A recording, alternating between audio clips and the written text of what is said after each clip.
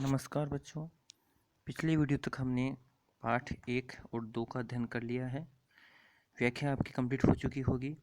परिचय आपने कर लिया होगा, कवि परिचय। जैसे 4 हो चुके हैं कवि, तो पाठ तो 2 हैं, कवि 4 हो गए हैं, चारों का।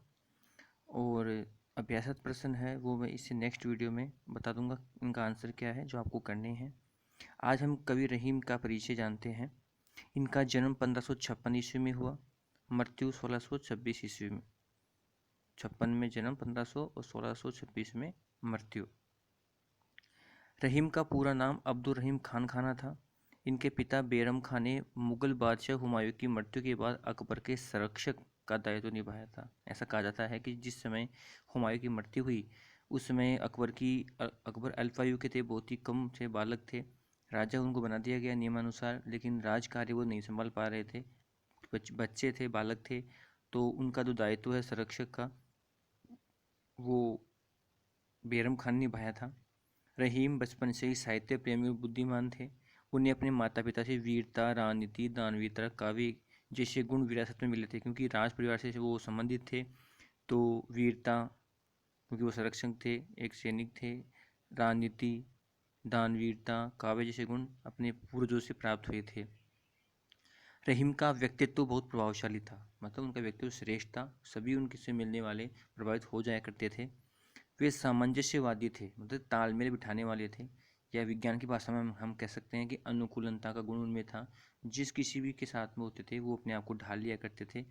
श्री कृष्ण के प्रति उनकी अथाह श्रद्धा थी। अब एक मुस्लिम व्यक्ति होने के बाद भी वो श्री कृष्ण के प्रति उनका प्रेम था, लगाव था।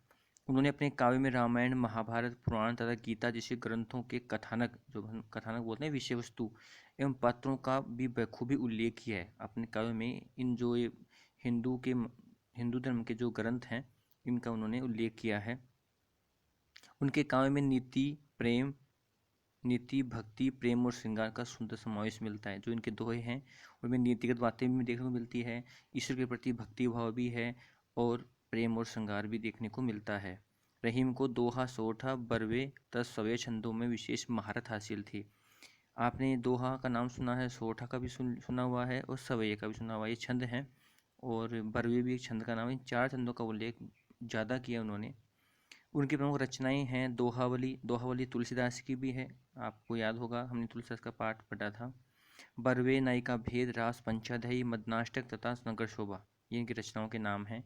अपने अनुभवों को उन्होंने जिस सरल शैली में व्यक्त किया है वह अद्भुत है, सबसे ही अनोखा है, अच्छा है, श्रेष्ठ है। ये तो था इनका परिचय। अब हम देखते हैं अपनी पाठ्य पुस्तक में जो दोहे शामिल किए गए हैं उनमें क्या विशेष बातें शामिल हैं। प्रस्तुत पाठ में चयनित कुछ चुने हुए रहीम के दोहों के द्वारा हमें परोपकार, दूसरों का उपकार करना, भला करना, सज्जनता, अच्छा व्यवहार, सज्जन व्यवहार, पर दुख कातरता, पर बोलते हैं दूसरों के लिए, दुख यानी दुखी, कातरता बोलते हैं कायरता, दूसरों को दुख को देकर कायर होना, यानी दूसरों को के दुख को देकर खुद भी दुखी हो जाना, वो गुण। स्वाभिमान यानी आत्मसम्मान के साथ जीना, और लोक व्यवहार की सीख मिलती है इनके दोहों में। दीनों पर दया करने वाला दीनबंधु भगवान तुल्य होता है। दीन या गरीब भी नहीं के लिए नहीं है, कि जो भी ज़रूरतमंद है, जो भी ज़रूरतमंद है, किसी आवश्यकता है, उसकी सहायता करने वाला साक्षात ईश्वर के समान होता है। मांगने पे मनुष्य की महत्व घट जाता है, कम हो जाता है। किसी के सामने अगर कुछ मांगते हैं, हाथ फैलाते हैं, सक्षम हम योग्य हैं उसके बाद भी हाथ फैलाते हैं, तो इससे हमारा महत्व घट जाता है। उत्तम स्वभाव वाले मनुष्य को कुसंगत दुष्प्रभावित नहीं करती। अगर स्वभाव श्रेष्ठ है तो कुसंगति भी उसका कुछ नहीं बिगाड़ सकती। कुछ उदाहरण में देना चाहूँ आपको, कमल का पौधा होता है, वो कीचड़ में उगता है, लेकिन कीचड़ का एक दाग भी उस पर नहीं लगता। चंदन का वृक्ष होता है, उसके चारों तरफ सिर्फ लिपटे रहते हैं, उसके बाद भी वो विषैला नहीं होता है। इसलिए कहा है कि अगर स्वभाव श्रेष्ठ है तो कुसंगति उसका कुछ नहीं कर सकती। सज्जन व्यक्ति है वो परोपकार, दूसरों के हित के लिए ही संपत्ति का संग्रह करते हैं। धनी पुरुष, जो पैसे वाले व्यक्ति होते हैं, वो गरीब होने पर भी अपने अतीत जो बीता हुआ समय था पैसे वाला, उसकी बातें करना नहीं भूलते।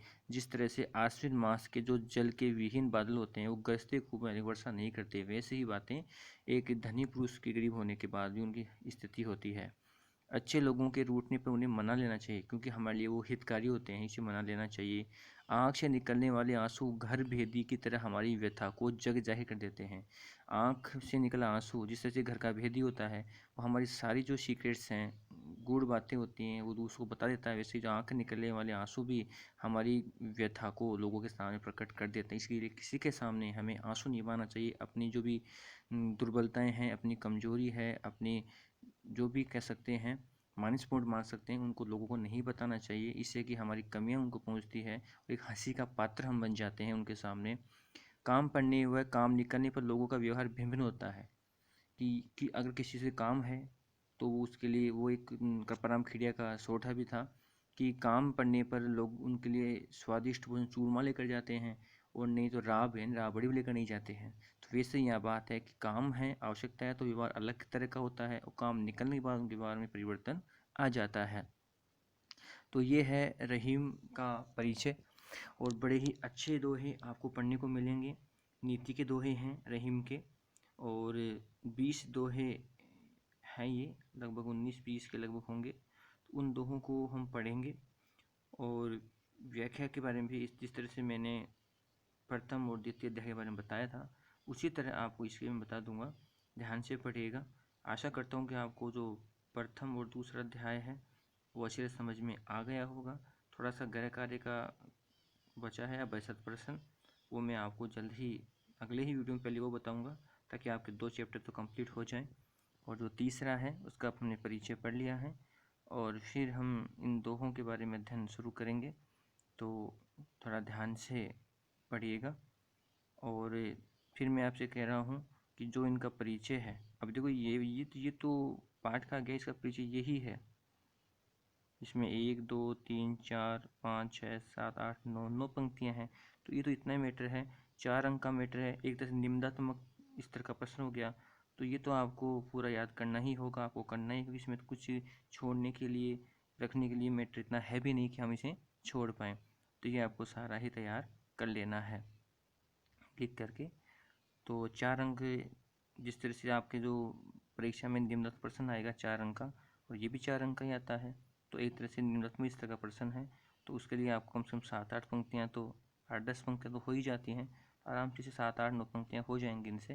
तो ये तरफ आपको तैयार करना है, होमवर्क में करना है, और हो सके तो आप याद भी करते रहें, पढ़ते रहें, ताकि एक साथ आप पर भार नहीं आए। ठीक है, तो इसी के साथ आप सभी का धन्यवाद।